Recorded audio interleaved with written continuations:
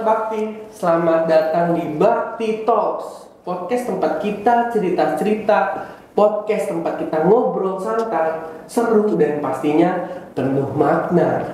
Nah, di sini kita akan mengupas tuntas cerita terkait tentang K3 nih.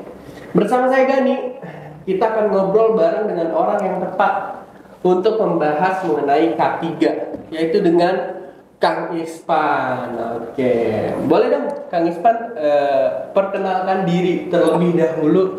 Kang Ispan itu siapa dan di PT Bakti itu bekerja sebagai apa? Oke. Halo, saya Isvan dan saya merupakan tim OHS dari PT Bakti Satria Persada. Oke, jadi gini Pak. Ya, gua itu ada program terkait tentang podcast Bakti gitu. Jadi gua akan menanyain terkait tentang keilmuan lu atau pengetahuan lu terkait tentang K3 atau di bidang lu lah. Oke. Gitu. Nah, sekarang itu kita akan ngebahas tentang K3. Nah, sebelum masuk ke intinya nih, menurut lu Pak, K3 itu apa sih Pak? Kalau menurut gua K3 itu sangatlah penting ya. Bukan penting aja, tapi penting banget. Kenapa? Karena kalau misalkan kita kerja, terus kita tuh kayak tetap fokus ke kerjaan, kadang kita suka lupa sama keselamatannya, kayak gitu. Tapi orang-orang kadang kayak mikir kalau K3 itu kayak apalah, kayak nggak penting banget gitu. Sedangkan kalau misalkan nggak ada K3 kan, mereka fokus kerja, pas kerja tiba-tiba kecelakaan, tiba-tiba jatuh gitu kan. Yang tanggung jawab siapa? Mereka sendiri gitu kan. Maka dari itu diadakanlah K3 untuk apa? Untuk mengawasi kerjaan mereka agar tetap selamat seperti itu. Berarti K3 itu singkatannya dari apa? K3 itu kesehatan, keselamatan kerja. Oke, kesehatan, keselamatan kerja. Oke, mungkin itu udah basic lah ya pertanyaan buat lu ya. Oke. Nah, juga kita di Bakti Talks ini kita nggak ada cut gitu. Jadi kalau misalkan lu mau ngopi atau mau apa, bebas. Oke. Gitu. Aman. Oke, gue sambil ngopi kali ya. Boleh. Santai ya, mana Silakan, ya? silakan. Gue nggak ada kopi. Nggak ada kopi. Gak apa-apa. Nggak apa-apa. Oke, jadi gini Pak. Wow. Jadi kan kita kan bekerja sebagai perusahaan yang mengadakan tenaga kerja.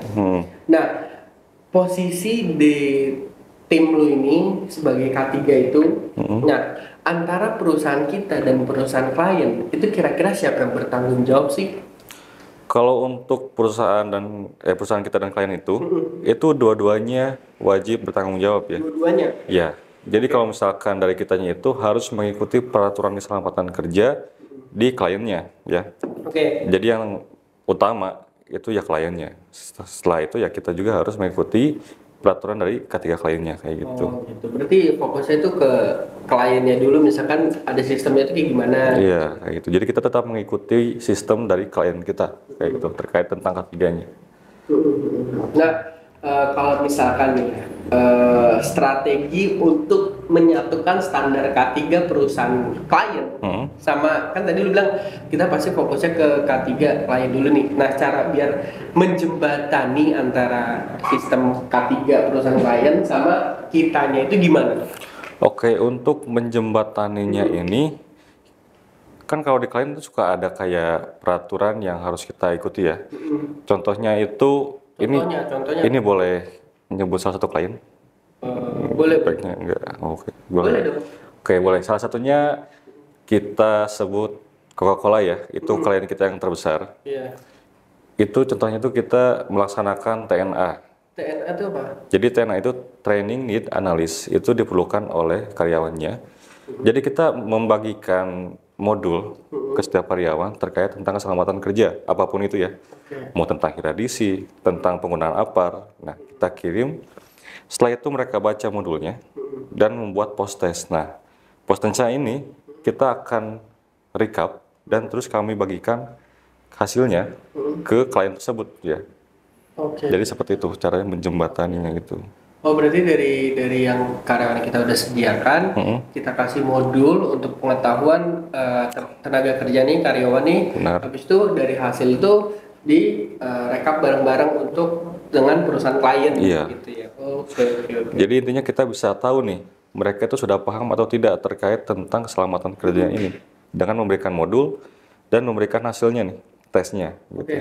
Kayak gitu. Oke.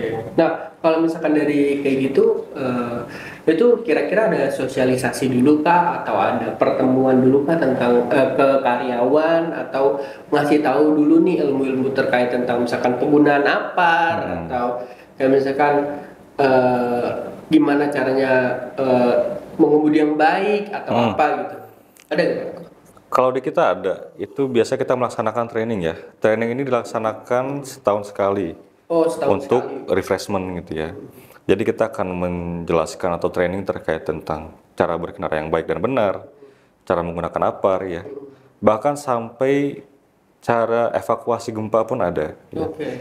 Intinya itu kita tetap harus apa ya, mewaspadai atau mengawasi karyawan untuk tetap paham terkait keselamatan bekerja seperti itu.